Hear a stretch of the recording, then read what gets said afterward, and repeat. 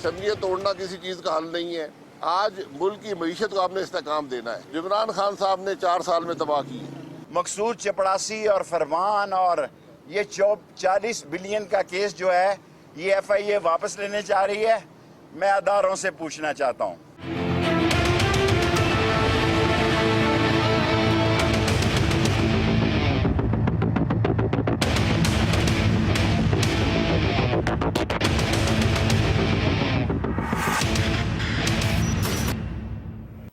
बिस्मिल्लाहिर्रहमानिर्रहीम। अस्सलाम वालेकुम नाज़रीन, आप देख रहे हैं प्राइम टाइम विद TM। मैं हूं तारिक महमूद। सुप्रीम कोर्ट ने एक फ़ैसला दिया अब से कुछ देर कबल, और ये फ़ैसला इख्तिलाफी नोट के साथ, यानी 2 जजेज़ ने इख्तिलाफ़ किया। 3 जजेज़ की जो अक्सरियत से ये फ़ैसला सामने आया है, जिसके मुताबिक उन्होंने कहा है कि मुनहरिफ अराकीन का जो वोट है वो शुमार नहीं होगा, और उसके बाद जो है वो उन्हें D सीट तस्वुर किया जाएगा। जो नाअहली का मुद्दत थी कि वो कितनी होगी, वो 5 साल के लिए होगी या मुस्तकिल होगी, वो मामला सुप्रीम कोर्ट ने वापस पार्लियामेंट की जानिब भेज दिया है। तो अब ये जो मुनहरिफ अराकीन का मामला है ये क्या सूरत इख्तियार करेगा, क्योंकि पंजाब के अंदर हमजा शहबाज शरीफ साहब जो है वो मुनहरिफ अराकीन के वोट से वज़ीर आला मुंतखब हुए हैं। मुख्तलिफ राय सामने आ रही है। फवाद चौधरी साहब कहते हैं कि अमली तौर पर यह हुकूमत ख़त्म हो गई है, क्योंकि अब शहबाज शरीफ साहब के पास मरकज़ में अक्सरियत नहीं है और सूबे में जो है हमजा शहबाज साहब के पास भी नहीं है। तो अब हम जीत चुके हैं और अमली तौर पर इन दोनों हुकूमतों का कोई वजूद नहीं है। सदर मुमलिकत को चाहिए कि वो एतमाद का वोट लेने के लिए शहबाज शरीफ साहब को कहें, क्योंकि उनके अरकान की तादाद अब 172 से कम हो चुकी है। तो ये मौक़िफ़ है हुकूमत का।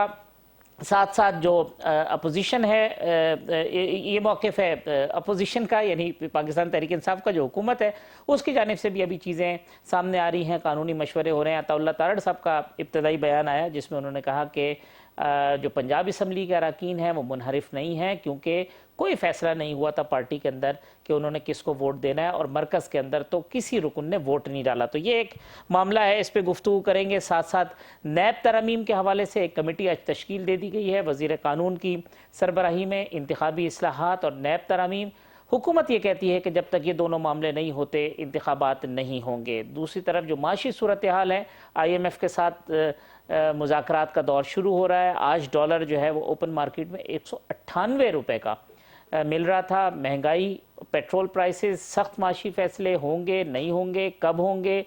शहबाज शरीफ साहब अपने इत्तेहादी जो जमातों के कायदीन हैं उनसे भी मिल रहे हैं। कायरा साहब कहते हैं कि हम पावर शेयरिंग में ही सिर्फ शामिल नहीं है, बर्डन शेयर भी करेंगे। और आज मुत्तहिदा कौमी मूवमेंट के जो सरबराह है खालिद मकबूल सिद्दीकी साहब, उन्होंने भी यहाँ इस्लामाबाद में मुख्तलिफ एंकर से मुलाकात की है और उनका कहना यह है कि हम इंतखाबात चाहते हैं, मगर उससे पहले इंतखाबी इस्लाहात, मरदमशुमारी, नई हल्काबंदी चाहते हैं, और ये भी चाहते हैं कि सख्त फ़ैसले हों, लेकिन वो फ़ैसले जो है वो ऐसे होने चाहिए जिनका गरीबों पर असर ना हो, यानी टारगेटेड जो है सब्सिडी होनी चाहिए। आज के प्रोग्राम में गुफ्तगू करेंगे। मेरे साथ मौजूद हैं पाकिस्तान तहरीक इंसाफ के सीनियर रहनुमा सेनेटर नुमान वज़ीर साहब, पाकिस्तान पीपल्स पार्टी की सीनियर रहनुमा सेनेटर रुबीना खालिद साहिबा, पाकिस्तान मुस्लिम लीग नून के रहनुमा साबिक़ गवर्नर पंजाब मोहतरम जनाब रफ़ीक रजवाना साहब।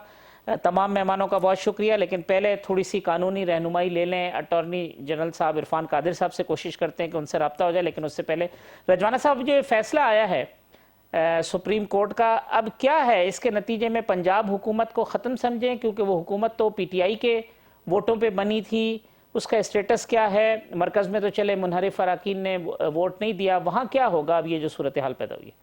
शुक्रिया जनाब। मेरी तरफ से सबसे पहले तो शुरका को मेरी जाती न्याजमंदी है। दोनों शुरका से मेरे सलाम अर्ज़, अल्लाह ताला इनको सलामत रखे। नुमान वज़ीर साहब, मेरी बहन रुबीना खालिद साहिबा, आपको भी। बात ये जी कि यहाँ एक क्वेश्चन अराइज होता है कि फास्ट एंड क्लोज ट्रांजैक्शन।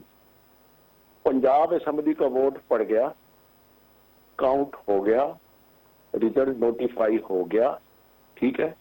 अब इस फैसले में ये बात जब तफसीली फैसला होगा, क्योंकि इस रेफरेंस में पंजाब असम्बली का इशू नहीं था, इशू था अदम एतमाद का, और अदम एतमाद के हवाले से 63A के बारे में रेफरेंस सदर साहब ने सुप्रीम कोर्ट को भेजा।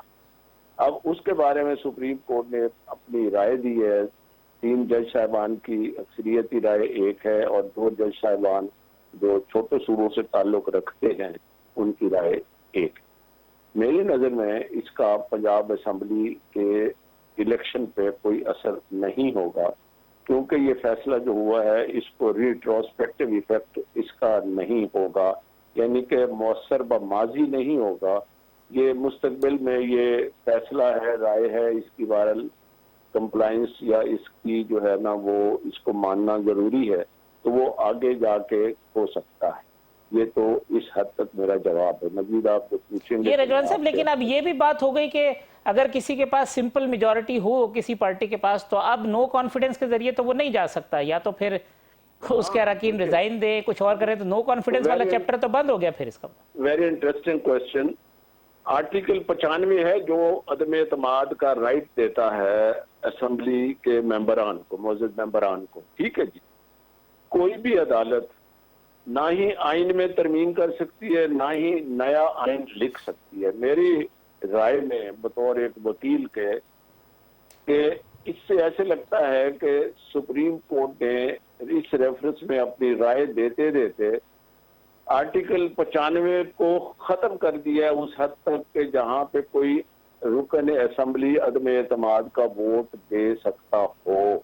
तो मैं ये समझता हूँ कि जब एक आर्टिकल 95 के तहत अदम एतमाद की प्रोविजन दी गई और उसमें अदम एतमाद में कोई पार्टी लीडर की खिलाफ वर्जी करते हैं, तो उस पर जो है वो 63A की एक सजा है या डिफेक्शन है, असल बेसिकली मुकर्रर है। अब सिर्फ ये अदम एतमाद की बात नहीं रही, तो मनी बिल पे भी अगर आपका मेंबर किसी पार्टी का वोट पार्टी लीडर की मर्जी के खिलाफ दे, या वो पार्टी छोड़ जाए या पार्टी से रिजाइन कर जाए, तो फिर उस पर ये कैसे लागू होगा? क्योंकि उस बाकी चीजों पे जो बाकी शिक्के 95 की हैं उस पर तो जो है ना वोट देने की नौबत नहीं आती। तो मेरी नजर में उनको इस वोट के हक से महरूम किया गया है।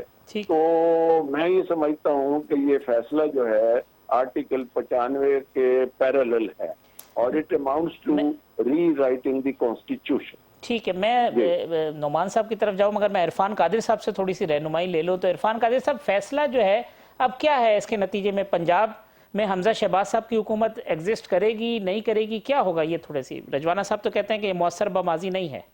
रजवाना साहब बिल्कुल सही कह रहे हैं। मैं सिर्फ एक जुमला और इसमें ऐड करूंगा और मुझे उम्मीद है कि रजवाना साहब मेरी इस बात से एग्री करेंगे कि ये फैसला है ही नहीं, ये एक ओपिनियन है, एक राय है। और जब किसी को राय दी जाती है, जिसको दी जाती है, उस पर भी राय बाइंडिंग नहीं होती। लिहाजा ये कहना कि ये एक ऐसा फैसला है जिसका कि इतलाक जो है सारे मुल्क पे हो जाएगा और हुकूमत वक्त पे हो जाएगा, तो हरगिज नहीं होगा। और दूसरी जो सिंपल बात है वो ये है कि आइन में साफ तौर पे कॉन्सिक्वेंसेस दिए हुए हैं कि अगर कोई शख्स अपनी पार्टी के डायरेक्शन के मुताबिक वोट नहीं देता तो वो डी-सीट होता है। लिहाजा वोट देना तो उसका हक है जो उससे लिया नहीं जा सकता। और अगर सुप्रीम कोर्ट कहे कि उसका वोट ही काउंट नहीं होगा, तो आइन तो ये नहीं कहता।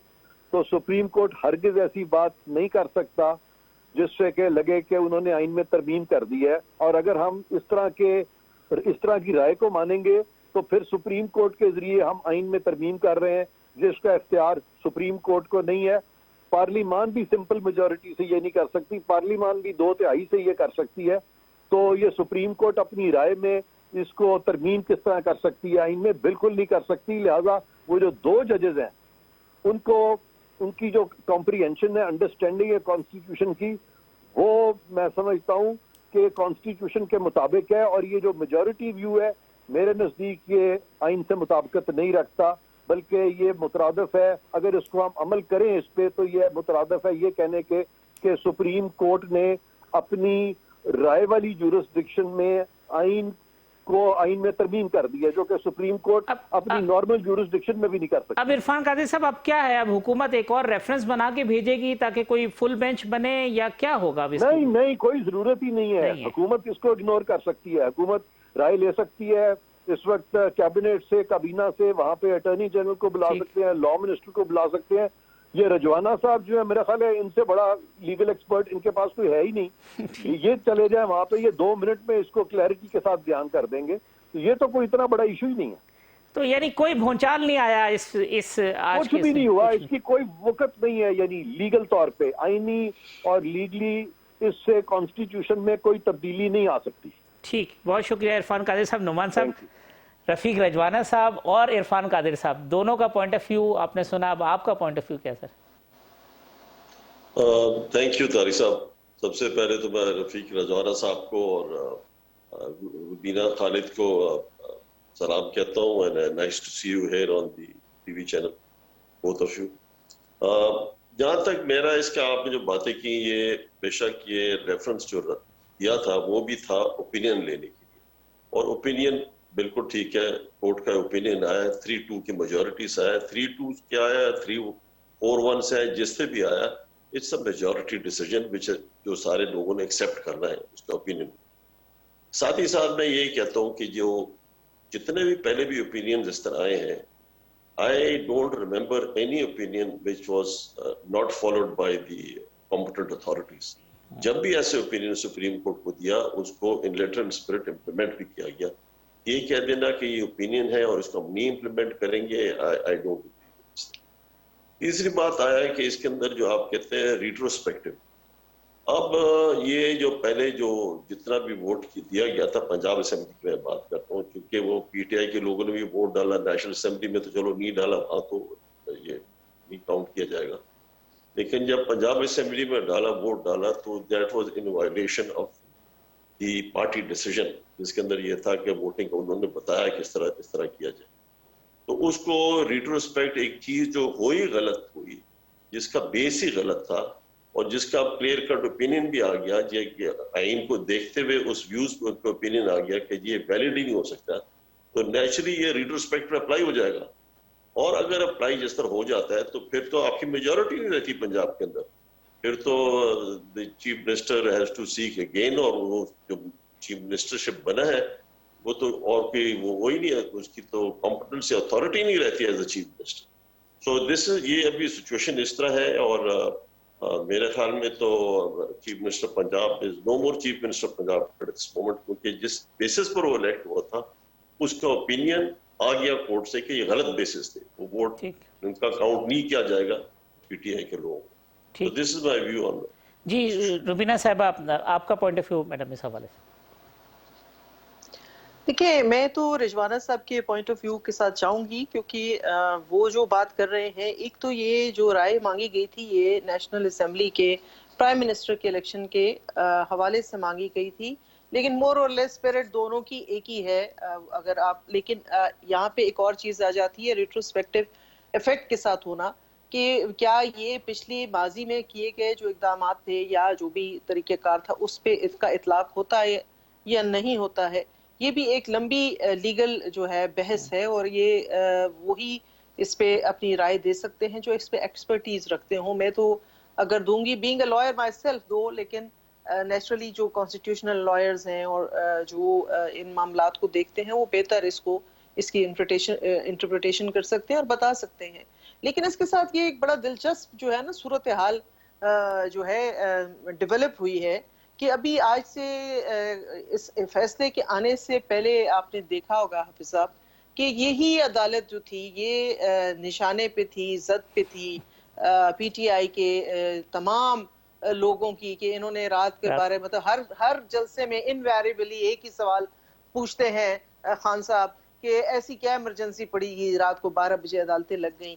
तो ये वही अदालतें हैं जिन्होंने अभी फैसला किया, उन्हीं के उस फैसले को जो है ना अब सेलिब्रेट किया जा रहा है अपनी इंटरप्रिटेशन के मुताबिक। तो देखें, फैसले अदालतों के जो हैं वो अगर आपके हक में आए तो अदालतें ठीक, और अगर आपके हक में नहीं आते, आपके खिलाफ आते हैं, तो उन्हीं अदालतों के पीछे आप जो है हाथ धो के पड़ जाएं। तो ये जो तजाद है इनकी कौल और फेल में, ये बहुत अजीब सा है, और इसको ये अब कम अज कम मैं तो इसको एक्सेप्ट करने को तैयार नहीं हूँ कि आपने कल तक जिन जजों के बारे में जिस अदलिया के बारे में कौन कौन से अल्फाज इस्तेमाल नहीं किए, आज उन्हीं के फैसलों को सराहा रहे हैं। तो ये मैं इससे पहले रजवाना साहब से पूछूं, नुमान साहब इस पे तो कमेंट कर दें जो रुबीना साहिबा ने कहा है कि कल तक जो है वो एक और यू टर्न है इनके। नहीं बिल्कुल ठीक कह रही है रुबीना, ये इस तरह होता है, और ये सिर्फ पीटीआई इस तरह नहीं करती, सारी पार्टी इस तरह करती है। जब उनके हक में आता है तो सब चलाते हैं, खुश होते हैं, मिठाइयाँ तकसीम करते हैं। जब खिलाफ आता है सब, कि हम सब एक ही, we all sail in the same boat. आप कोई फर्क, रजवाना साहब और वीना में कोई फर्क नहीं है, हम सब इस तरह ही हैं। तो ये ठीक है, नॉट दैट हम कोई सेलिब्रेट करने की चीज नहीं है, बस एक चीज हुई, कोर्ट का मेजॉरिटी डिसीजन आ गया, उसके ऊपर इम्प्लीमेंटेशन क्या होगी। मेरे नजरिए में chief minister Punjab is no more chief minister Punjab, and उसको तो फिर अपना इलेक्शन होगा या vote of no confidence pass करें, कुछ करना, वोट ऑफ कॉन्फिडेंस लेना होगा, कुछ तरह होगा। बट लीगली स्पीकिंग जो लेस दैट है, रुबीना तो लॉयर है, हम तो लेजिस्लेटर रह चुका हूँ, एयरफोर्स में बड़े कोर्ट मार्शल मैंने किए हैं, तो थोड़ा और लॉ उधर से सीखा हुआ है। लेकिन दैट्स व्हाट आई अंडरस्टैंड। मेरे नजरिए में ये चीज इस तरह होगी कि ये तो चीफ मिनिस्टर पंजाब तो questionable at this moment, is no more chief minister Punjab. देखिए, मैं एक बात हाफिज साहब ऐड करना चाहूंगी कि did the supreme court give this direction that the CM और the PM again should go and seek a vote of no confidence. अगर इस तरह की, जैसे कि उस रात को उन्होंने कहा कि जी इम्प्लीमेंट होना चाहिए, हमारे फैसले को हर सूरत होना चाहिए, तो इस तरह की तो मुझे उनके फैसले में फिलहाल तफसीली फैसला मैंने देखा नहीं है। जी नहीं, तो कोई ऐसी बात नहीं है, वो तो एक ओवरऑल एक ब्रॉडर जो है उनकी तरफ से जो है ना वो ओपिनियन उसमें शामिल है। रजवाना साहब, अब इलेक्शन कमीशन के सामने क्या चीज होगी, क्योंकि ये मामला तो इलेक्शन कमीशन के पास भी है, मुनहरिफ अराकीन को डी-सीट करने से रिलेटेड या डिफेक्शन क्लॉज के हवाले से। इलेक्शन कमीशन तो केस को देख रहा है purely under article 63A to be read with article 95 of the constitution. ठीक है, जिन मेंबरान सूबाई असेंबली में वोट दिया है, उस पर पहला क्वेश्चन ये रेज हो रहा है कि क्या ऐसी कोई हिदायत जो हैं वो पार्टी लीडर की जानिब से तहरीरी हिदायत थी जिस पर ये रेफरेंस बना के भेजा गया। अभी ये क्वेश्चन डिटरमिन होना, मैं ये टीवी की खबरों के मुताबिक बात कर रहा हूँ, आई मे बी रॉन्ग और I may be correct, I don't know. अच्छा, उसके बाद बात आएगी तो साफ जाहिर है कि जो 63A के तहत जिन लोगों ने वोट दिया है, अगर डिटरमिन हो जाता है कि रेफरेंस की पार्टी लीडर की डायरेक्शन भी थी और उनकी पार्टी लीडर की इन राइटिंग थी, उसके बाद उनको नोटिस किया, उसके बाद रेफरेंस आया, सारी लीगल रिक्वायरमेंट पूरी हुई, तो फिर इलेक्शन कमीशन कोई भी फैसला कर सकता है कि वो अपनी सीट से जो है ना फारिग हो गए, और वो उनका फैसला आना है। और 63A के मुताबिक 95 को सामने रखते हुए इलेक्शन कमीशन अपना फैसला देगा। अभी तक तो वो जो जिन साहिबान ने वोट दिया है वो सूबाई असेंबली के मेंबर्स भी हैं, और उन्होंने they have rightly exercise your right of vote under article 95 of the constitution. ठीक जी नोमान साहब, ये अभी आपने एयरफोर्स का जिक्र भी किया और अब इलेक्शन कमीशन, दो बातें हैं जो मैं आपके सामने रखना चाहता हूँ। एक तो ये कि फ़र्ज़ करें कि आज ही इलेक्शन कमीशन या हुकूमत फैसला करती है इलेक्शन करा दें, इस इलेक्शन कमीशन के ऊपर तो आपको ट्रस्ट ही नहीं है, तो फिर वहीं पे खड़े होंगे अगर खुदा न खास्ता ऐसे रिजल्ट आते हैं जो पीटीआई के लिए खुदा न खास्ता कि जी उनके लिए काबिल कबूल ना हो, तो वो नहीं मानेंगे। और दूसरी बात ये कि इदारों के हवाले से तो पीटीआई तो ऐसा लगता था कि इदारे और पीटीआई एक ही चीज़ है, और अब ऐसा लगता है कि इतने डिस्टेंस पे चले गए हैं। ये क्या एकदम से कुछ सोच में तब्दीली आई है या रिएक्शन है, गुस्सा है, ये कोई डिस्कशन हो रही है पार्टी के अंदर कि ये नहीं करना चाहिए? देखिए, मैं जितने पार्टी वाले हम सब यहाँ आपके साथ चैनल पर बैठे हुए ना, सब ये क्लेम करते हैं कि हम ट्रांसपेरेंट फेयर इलेक्शन चाहते हैं, ये सारे क्लेम ये करते हैं। Genuinely speaking, how many really want, और साथ ही साथ हम के एस्टेब्लिशमेंट कितना चाहती है कि आप फेयर इलेक्शन करें। नोबडी वांट्स के जी फेयर इलेक्शन हो, फेयर इलेक्शन इज मैं मेरे नजरिए में no one wants other than PTI. ये पीटीआई का अभी आपने ये जलसे वगैरह देखे, ये कोई बस ये कोई नहीं ये जलसे जितने भी हो रहे हैं ना, शो मी या जलसा जिसके अंदर बसें अरेंज की, पीटीआई वालों ने बसें अरेंज की, लोग खुद मूव कर आ रहे हैं। आपका ये जो है ना, ये एक पूरा क्राउड है, पूरा लोग हैं, पूरे सारे मुल्क के अंदर एक चीज चल रही है कि आप इस तरह लोग आते जा रहे हैं। तो ये तो नजर इस तरह आता है कि मतलब इन द नेक्स्ट इलेक्शन अगर फेयर इलेक्शन किए जाए, ट्रांसपेरेंट फेयर इलेक्शन किए जाए, पीटीआई वुड स्वीप। इस सिचुएशन के अंदर अभी जो पॉलिटिकल सिचुएशन बनी है कि वेरी जबरदस्त एक्शन हुआ ना कि पीएमएलएन बेचारों को तो स्पॉट पर रख दिया आपने, पीछे पीपल्स पार्टी वाला पीछे आराम से बैठ कर तमाशा देख रहा है क्या हो रहा है क्या है। डिस्क्रेडिट तो सारा जाएगा पीएमएलएन को। पीपल्स पार्टी और ये बाकी तो साथ हमनवा थे ना, वो कहते हैं हमने क्या, ये तो पीएमएल ने कर दिया। I feel sorry for PMLN and very cleverly hats off to Zardari, जबरदस्त मूव। मतलब मैं कहता कि किसी इतना जबरदस्त कोई पॉलिटिशियन मूव ही नहीं करता। मैं तो बड़ा उसको एडमायर करता हूँ कि उसने कर क्या दिया पीएमएलएन के साथ। साथ ही साथ में एक और चीज, अभी रुबीना खालिद बैठी, लेट मी, बिलावल ने कल जो स्टेटमेंट दिया ना, अगेन पहली दफा मुझे उसका स्टेटमेंट अच्छा लगा। जो इकोनॉमी में आप बात करें कि शॉर्ट टर्म गेन्स के लिए आप करेंगे, आज शॉर्ट टर्म गेन्स करेंगे, आपको अभी तो चलो फायदा हो जाएगा, लेकिन लॉन्ग टर्म गेन्स के लिए आपने एक्शन लेना है। जो पीएमएलएन वो लॉन्ग टर्म गेन्स के लिए एक्शन ही नहीं ले रहा। सही। जो इकोनॉमी के रिलेटेड एक्शन है वो कोई ले ही नहीं रहा। मुल्क का क्या हालत हो रही है आपके सामने, वील डिस्कस लेटर ऑन, लेकिन दिस इज व्हाट। मैं ब्रेक से पहले रुबीना साहब अगर इस पे शॉर्टली कमेंट करते हैं, कहते हैं हाथ कर दिया आपने पीएमएलएन के साथ, उनको फ्रंट सीट पे बिठा दिया, ड्राइविंग सीट पे। हमने कोई हाथ नहीं किया किसी के साथ भी। हमारी लीडरशिप आसिफ अली जरदारी साहब और हमारे चेयरमैन बिलावल भुट्टो साहब बहुत क्लैरिटी के साथ और ये ओनरशिप लेते हैं कि इस हुकूमत को घर भेजने में पाकिस्तान पीपल्स पार्टी ने एक कलीदी रोल अदा किया, बल्कि लीडिंग रोल अदा किया। इसमें आप पिछली प्रेस कॉन्फ्रेंसेस सुन लें हमारे दोनों चेयरमैन साहब की और हमारे प्रेसिडेंट साहब की, कि वो बड़ा फख्र से हमें इस बात पे फख्र है, हम इस बात पे बहुत फख्र महसूस करते हैं कि हमने कौम की जान छुड़ाई है एक ऐसी रिजीम से जो बिल्कुल इस मुल्क को तबाही के धाने पे ले आई है। और जो इस वक्त आप देख रहे हैं जो मुल्क की मुआशी सूरत हाल है, ये कोई शहबाज शरीफ साहब ने नहीं की। उनको आए हुए तो 1 महीना हुआ है, 1 महीने में तो आप मुईशत का ये हाल नहीं कर सकते।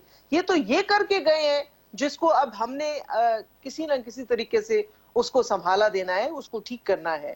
और जहां तक बड़ी इंटरेस्टिंग जो थी स्टेटमेंट थी मेरे भाई की, वो कह रहे थे कि लोग खुद आ रहे हैं। भाई हम भी सारी उम्र की सियासत करते रहे हैं, आप भी सियासत करते हैं। ये मुझे बताएं कि क्या आपके एमपीएस खैबर पख्तूनख्वा की ड्यूटी नहीं लगी हुई? कितनी गाड़ियां किसके जिम्मे आप नहीं लगा रहे? आप उनको कह नहीं रहे किस तरीके से प्रोविंशियल गवर्नमेंट के रिसोर्सेज यूज किए जा रहे हैं लोगों को मोबिलाइज करने के लिए, लोगों को लेकर आने के लिए मुख्तलिफ जगहों पर? आपने ये नहीं देखा कि किस तरह से आप अफगान मुहाजिरीन के कैंप्स को भी आप लोगों ने नहीं बख्शा, वो भी आ रहे हैं बेचारे, वो उनको किस तरीके से गाड़ियों में आप पता नहीं क्या आप उनको कह के लेकर आ रहे हैं उसमें, बल्कि वो तो अपना जज्बात में आके अपने मुल्क का झंडा भी उठा के लेकर आ जाते हैं। तो ये सारी बातें किसी से ढकी छुपी नहीं है, ये सबको मालूम है कि आप किस तरह मोबिलाइज करते हैं लोगों को, ये हमें सब पता है। ये ऐसा कहना कि जी लोग खुद आ रहे हैं, ठीक है लोग आते हैं खुद, इसमें कोई दो राय नहीं है, लेकिन उनकी एक लिमिटेड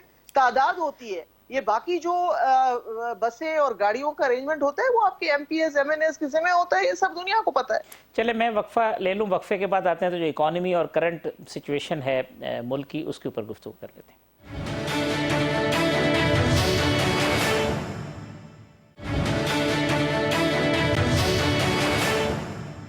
वेलकम बैक नाज़रीन। रफ़ीक रजवाना साहब, सेनेटर नुमान वज़ीर साहब, सेनेटर रुबीना खालिद साहब मेरे मेहमान हैं। रजवाना साहब पहले तो इस पर ज़रा कमेंट कीजिएगा। नुमान साहब ने कहा कि भाई ये क्या आप ऐसा महसूस कर रहे हैं कि किसी गर्दाब में फंस तो नहीं गए हुकूमत संभालने के बाद? चैलेंजेस बहुत ज़्यादा हैं और बर्डन भी सबसे ज़्यादा है। अगर कोई ख़राबी होगी या सियासी मलबा आएगा तो वो नून लीग पे आएगा। लेकिन जी 4 साल का मलबा 1 महीने की हुकूमत में नहीं डाल सकते आप, ठीक है जी। चलो मलबा आ गया, कोई बात नहीं है।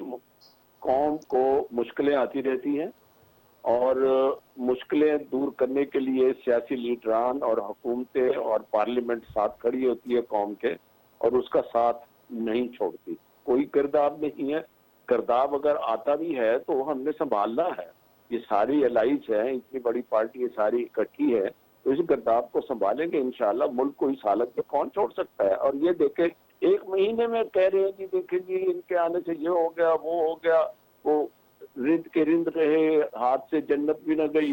वो एक सियासी नारे हैं। एहतराम के साथ, आपको पता है मैं बड़ा मोहतात तबसरा करता हूँ, किसी की जात के बारे में बात नहीं करता, मगर बड़ा अफसोस होता है कि जब एक मुल्क के साबिक वजीर आजम और पार्टी के लीडर हैं इमरान खान साहब, जब वो कहते हैं कि इस हुकूमत के आने से तो बेहतर था कि पाकिस्तान पर एटम बम गिर जाता।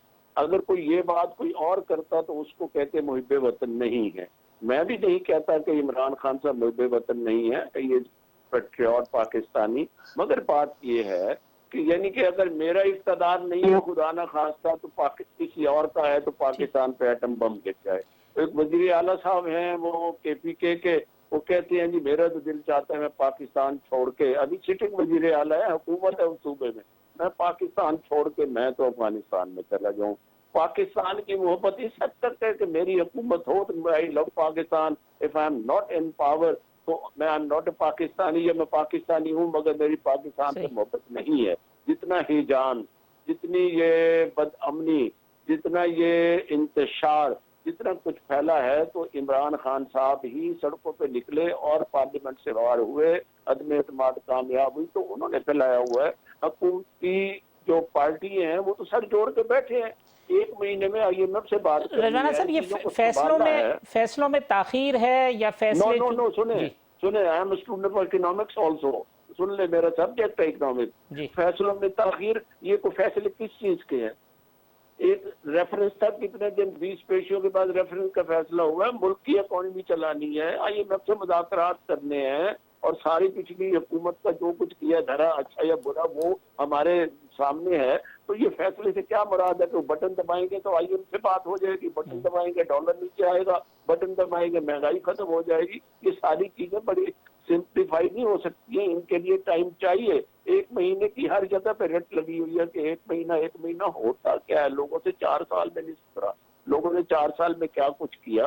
तो ये जो है एक महीने में हम बैठे हुए हैं, रोज मीटिंग हो रही है, सब कुछ हो रहा है, इसकी बेचैनी कैसी है? और तीसरी बात ये है कि इलेक्शन की डिमांड हो रही है, इलेक्शन की डिमांड है इमरान खान साहब की।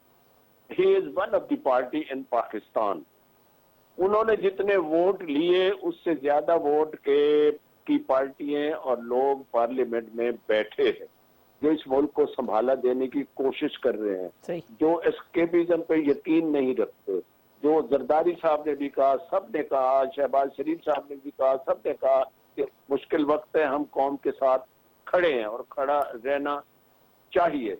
तो इन हालात में क्या सिर्फ इमरान खान साहब के मुतालबे में इलेक्शन हो, जो ये कहते हैं कि अगर 2/3 मेजोरिटी मुझे ना दिलाई आपने, मैं फिर इलेक्शन कराऊंगा, उसके बाद भी ना मिली मैं फिर इलेक्शन कराऊंगा। इलेक्शन कमीशन पे एतमाद नहीं है, रोज क्लिप्स दिखाते हैं, पहले इलेक्शन कमीशन की तारीफ हो रही है, अब उसकी बुराई हो रही है, सुप्रीम कोर्ट की तारीफ हो रही है, अब पहले उसकी बुराई। तो बात ये है कि पाकिस्तान की सियासत करें, जातियात की सियासत छोड़ दें।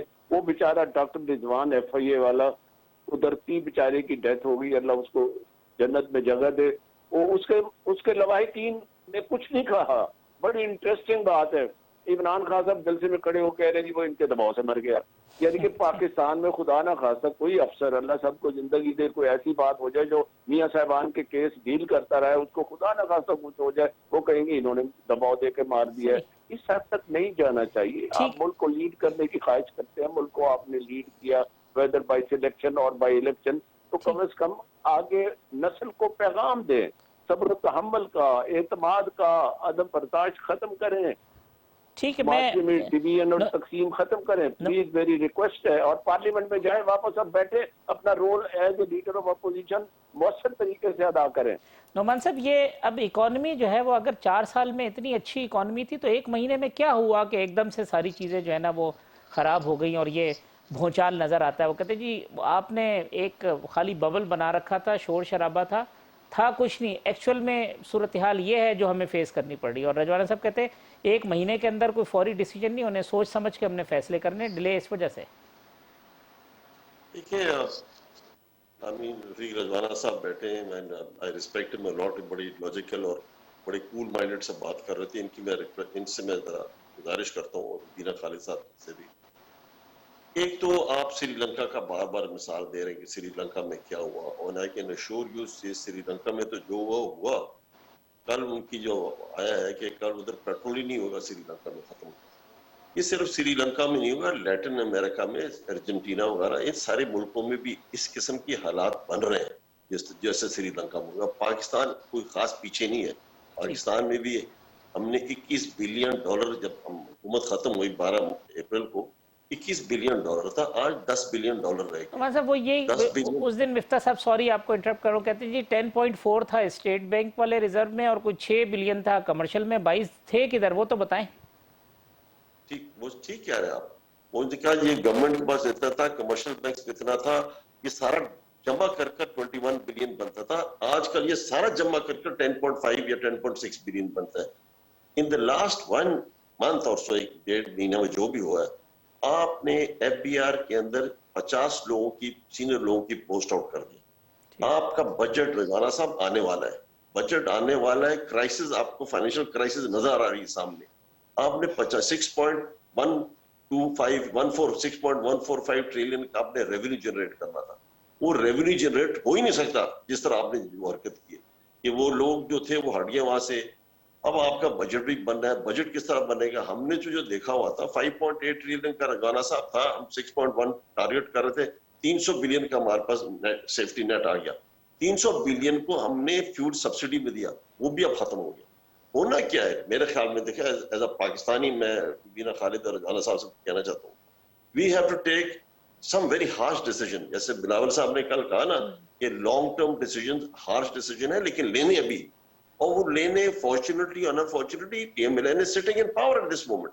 आपने वो फैसला करना है, आपके साथ कोलिशन है, काफी लोग सारी पार्टी साथ है, सबके साथ बैठकर फैसले क्या करने, फैसले क्या करने जो दुनिया में जो मुल्क सर्वाइव करेगा ना, ये थर्ड वर्ल्ड कंट्री, उसने फैसले क्या करने, ये सब्सिडीज खत्म करनी है।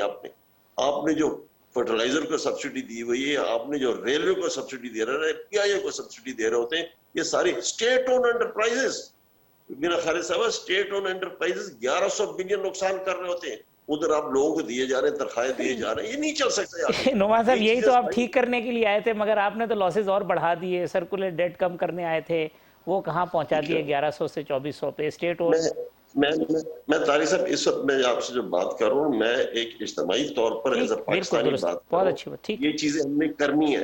जैसे मैंने आपका अब अगरा और नेपरा का फैसला आता है कि जी आपने रेट इतना इंक्रीज करना है, whether any political party just because of cheap popularity वो रेट नहीं इंक्रीज करती। क्या होने वाला है? आपका डेट लिमिटेशन एक्ट था जो रजवाना साहब, बीना खालिद साहब, हमने उधर पास किया था सेनेट के अंदर, उसके अंदर 60% था कि आपके डेट टू GDP रेशो, इस वक्त 80 से भी ज्यादा हुआ है। Where are we heading? ये क्या होने वाला है? आगे आप देखिए स्टेट और फर्टिलाइजर जो है, अब फर्टिलाइजर पर सब्सिडी दे रहे होते हैं, पेट्रोल डीजल की कीमत पहले आपका with all respect to all other parties as well, उस वक्त 17% सेल टैक्स भी था और उस पर 30 रुपए PDL भी थी। आपने जिसने भी किया, कुछ उनने किया, कुछ हमने किया, कुछ ये अभी चलाते ही जा रहे, उसके अंदर PDL आपने जीरो कर दी, सेल टैक्स आपने जीरो कर दिया, उल्टा आप 3 बिलियन रुपीस पर डे आप सब्सिडी दे रहे हैं। ये मुल्क सब्सिडी पर चलने वाला नहीं, आप हैं गरीब कौम, पाकिस्तानी गरीब कौम। हम अपने आप को कंपेयर करते हैं कि हम आपके डेवलप्ड मुल्कों की तरह रहना सहना करें, बड़ी बड़ी गाड़ी में फिरें, लग्जरी गाड़ियों में, हम लैंड क्रूजरों में फिर रहे हैं, ट्रेवल कर रहे हैं, खुला मास ट्रांजिट को यूज ही नहीं कर रहे हैं। आप अभी मैं उस दिन इस्लामाबाद गया, वो एयरपोर्ट जो जा रही है, बस आपने जो शुरू कर दी रैपिड ट्रांसपोर्ट, उसमें कोई बैठा ही नहीं है, सब गाड़ियों में फिर रहे हैं। आप पेट्रोल आपका वेरी फेयर टू पाकिस्तान, अगर आपने फ्यूचर जनरेशन, जैसे बिलावल ने कल कहा, फ्यूचर जनरेशन को देखना चाहते हैं तो आपने हार्श फैसले करने। ये $150 रुपए का लीटर नहीं चलेगा, ये 250 का लीटर चलेगा। डॉलर ने अपना 200 या किसी के करीब बैठना है, जो उसका रियल इफेक्टिव रेट है वो करना है। ये हार्श डिसीजंस हैं जो ना आपने ना हमने किए, हम सब ये हार्श। अब आप चूंकि कोलिशन गवर्नमेंट है, इतनी बड़ी गवर्नमेंट है, सारे पार्टीज आपके साथ बैठे, दिस इज द अपॉर्चुनिटी अल्लाह ने आपको दी है, ये आप हार्श डिसीजन करें। यस, इसका आपका शॉर्ट टर्म नुकसान होएगा, लॉन्ग टर्म में आपको सब लोग PMLN की तारीफ करेंगे कि इन्होंने अच्छे फैसले किए थे। अगर आप ऐसे ही चलते रहेंगे, आई कैन अश्योर यू, महीने के अंदर, मैं आपको एक और मिसाल बताता हूँ बीना खालिद ने, रजाना साहब, हमारे कोई 100 कंटेनर आए हुए थे, LC एस्टेब्लिश थी, बैंक ने LC एस्टेब्लिश कर कंटेनर आकर कराची में खड़ा है, बैंक पेमेंट ही नहीं कर रहा उसको, जिस मुल्क से हम इम्पोर्ट किया। क्या जी? मैं कहता मेरे पास डॉलर नहीं है। ये कभी आपने पाकिस्तान में सुना है? एस्टैब्लिश इररिवोकेबल लेटर ऑफ, आप तो समझते हैं रजाना साहब, इररिवोकेबल लेटर ऑफ क्रेडिट, उस पर बैंक पेमेंट नहीं कर रहा है कि मेरे पास डॉलर ही नहीं है, 10-12 दिन हो गए, पेमेंट ही नहीं हो रही। Where are we heading? It's so dangerous situation. मैं कहता हूँ जो आपसे अल्लाह बचाए, अल्लाह हमारी फ्यूचर जनरेशन, हमारे बच्चों का क्या होगा, फ्यूचर का क्या होगा। हमारा लीडर उसको कहते हैं स्टेट्समैन उसको कहते हैं कि जो अपनी फ्यूचर जनरेशन को देखकर डिसीजन लेता है, नॉट शॉर्ट टर्म कि मैंने अभी इलेक्शन जीतना कुछ करना है।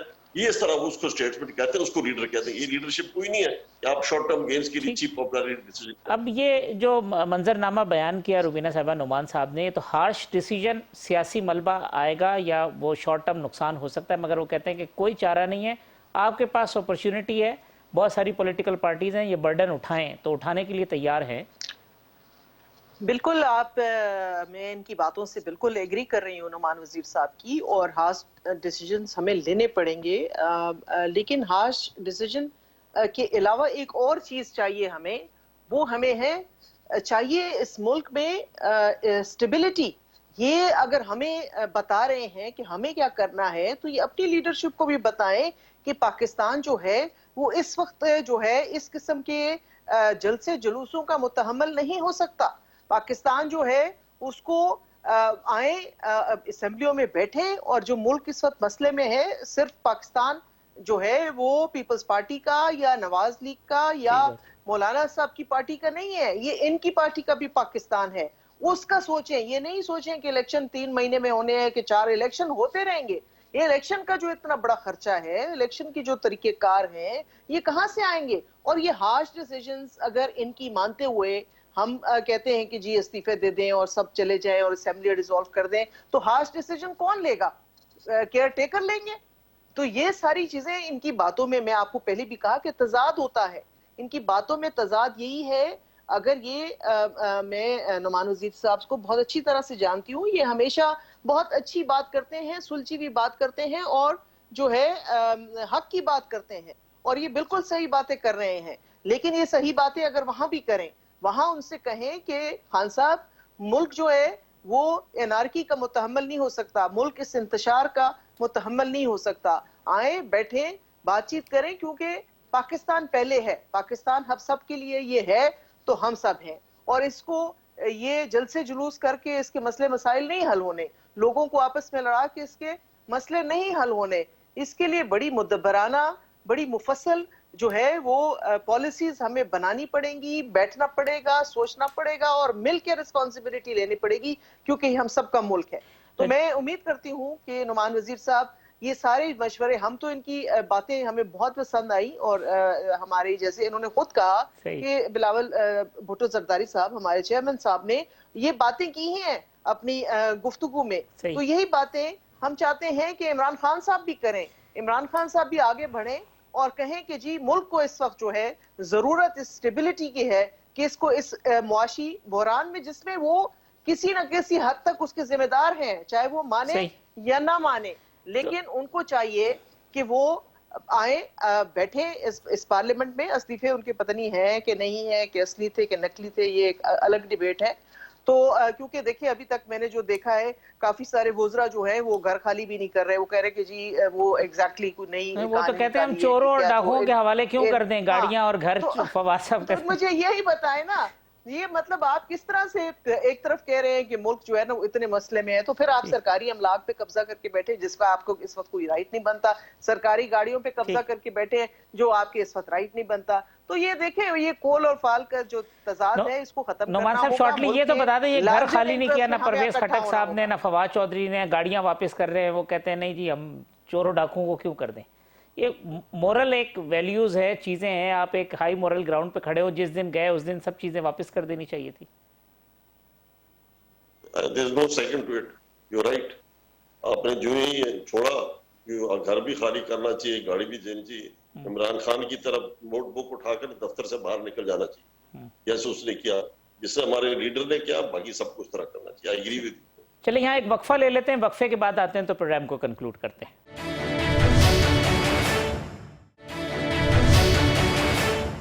वेलकम बैक नाज़रीन। सेनेटर रुबीना खालिद साहिबा, रफ़ीक रजवाना साहब और सेनेटर नुमान वज़ीर साहब मेरे मेहमान हैं। रजवाना साहब, अब ज़रा एक, क्योंकि हम कंक्लूजन की तरफ जा रहे हैं, कि इमरान खान साहब ने जो की कि अपोजिशन के साथ वो बैठे नहीं, या वो कहते थे बड़े रिजिड हैं, क्या आप शहबाज शरीफ साहब या ये लीडरशिप पाकिस्तान तहरीक इंसाफ को बाज़ाब्ता मुज़ाकरात की दावत दे के इकॉनमी पे, फ़ॉरेन पॉलिसी पे, क्या ये अच्छा नहीं हो कि उनको कहें कि आएँ हमारे साथ बैठें और इसके ऊपर कोई बातचीत शुरू हो ताकि कंसेंसस के साथ फैसले हो?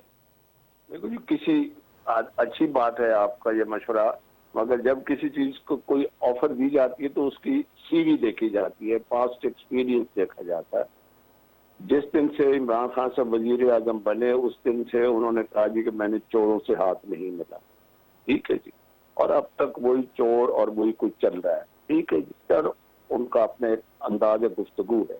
हम तो अब भी कहते हैं जैसे बैन रुबीना ने कहा, और नुमान साहब really mature and seasoned politician, parliamentarian, really I appreciate his idea.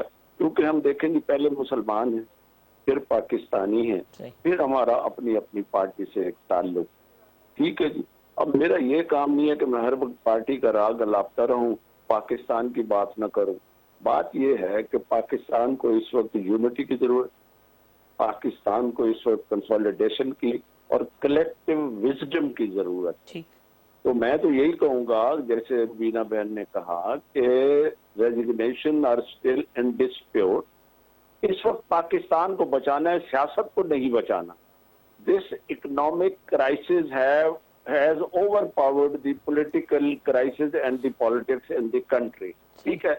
अब एक लाइन ड्रॉ करनी पड़ेगी कि पाकिस्तान को बचाना है, क्या पाकिस्तान को सियासत बचाएगी या पाकिस्तान को कंसेंसस से बैठ के पाकिस्तान को इस इकोनॉमिक क्राइसिस से निकलने की सिचुएशन बताएंगे, ठीक है जी। अब ये बात नुमान साहब ने सही की कि अगर कंटेनर आए हुए हैं पोर्ट पे और स्टेट बैंक के पास जो है फॉरेन रिजर्व, फॉरेन एक्सचेंज ही ना हो, जैसे कि श्रीलंका ने, अल्लाह रहम करे ऐसी बात नहीं होनी, उन्होंने कह दिया कि कल से पेट्रोल नहीं होगा क्योंकि हमारे पास पेट्रोल इंपोर्ट करने के पैसे नहीं हैं। और जब भी ये खुदा न खासा कोई डिफॉल्ट होती है तो उसकी पहली इंडिकेशन होती है कि फॉरेन रिजर्व खाली हो जाता है, ठीक है जी, और इंपोर्ट के लिए आपके पास पैसे नहीं होते।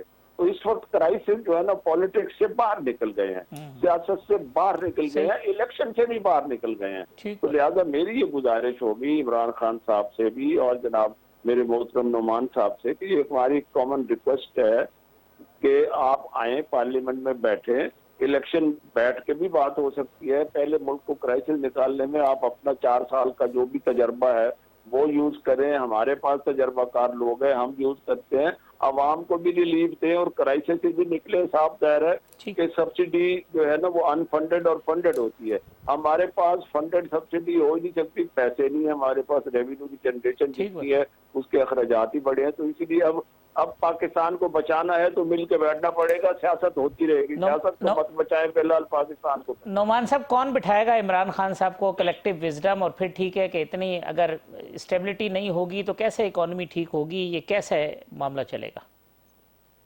देखिए ये collective wisdom I totally agree है। जैसे राणा साहब ने कहा मुसलमान है, फिर हम पाकिस्तानी है, फिर आगे हम पार्टीज है या सूबा है। ये सबसे पहले एज अ पाकिस्तानी मैं बात करता हूँ, ये मुल्क सर्वाइव करेगा तो हम आगे चलेंगे। अभी जो सिचुएशन जो है ना, ऑनेस्टली स्पीकिंग, मैं तो बिजनेस कम्युनिटी, इंडस्ट्रीज वगैरह से मिलता रहता हूँ, पॉलिटिशियन से मिलता रहता हूँ, ब्यूरोक्रेट से भी मिलता रहता हूँ। ओवरऑल माय ओपिनियन, मेरा ओपिनियन ये, अगर इस तरह रजवाना साहब चलता रहा सिचुएशन जो आज है ना, 1 महीने के अंदर आप डिफॉल्ट करें। यार मेरी आज ये रिकॉर्ड कर ले, मैं आज कह रहा हूँ, एक बार पहले ही मैंने डॉलर की 6 महीने पहले बताया था, वही चीज हो रही है। ये जो आज सिचुएशन है ना, it is going to be, ये आगे डिटोरेट होती रहेगी। आपको IMF हो गया, उसके साथ आपसे पेप टॉक आप कर लेंगे, उसके साथ उसने आपको कुछ भी नहीं देना, उसने भी, और आप with in a month time आप कितनी ग्रेव सिचुएशन हो जाएगी। मतलब यही तो कह रहे हैं, हालात इतने बुरे हैं, इमरान खान साहब बैठे हैं, ये वो अगर वो बाहर स्टेबल नहीं होने देंगे चीजें तो और वर्स्ट हो जाएगी सिचुएशन। मैं ये कहता हूँ तारिक साहब कि ये सिचुएशन ये है कि अभी तो the person on the spot is PMLN के लिए इतनी ग्रेव सिचुएशन है। मैं रजाना साहब से कहता हूँ अपनी पार्टी में बैठे लोगों से बात करें, do you have any solution for economic solution? There is none, कोई यही सोल्यूशन ही नहीं है other than taking these harsh decision. जो बिलावल आपका वो है, कोलिशन पार्टनर है आपका, वो जो कह रहा है वैसे आपने हार्श डिसीजन लेने हैं। PMLN वो डर रही है कि हार्श डिसीजन लेकर मैं अपनी पॉपुलैरिटी खराब करूंगा। वो कह रहे हैं हमें तो वो चैन से वो डिसीजन तो लेने दे, बैठने तो दें। आप तो रोजाना जलसे, आप कहते हैं इलेक्शन कराओ, ये करो, फलाना करो, आप कुछ चैन तो लेने दें हमें। नहीं, मैं देखिए ना, ठीक है, वो आप इलेक्शन कराओ, वो तो हमने ये जो अपोजिशन में जो भी होता है, जैसे ये भी ट्राई करते रहे कि हमारी हुकूमत खत्म होकर हम पावर में आए। ठीक। मेरे ख्याल सबसे बड़ा ब्लंडर ने क्या, ये सबसे बड़ा फेवर आपने हमारे साथ पीटीआई के साथ किया है, हमारी हुकूमत खत्म करके सिचुएशन का था।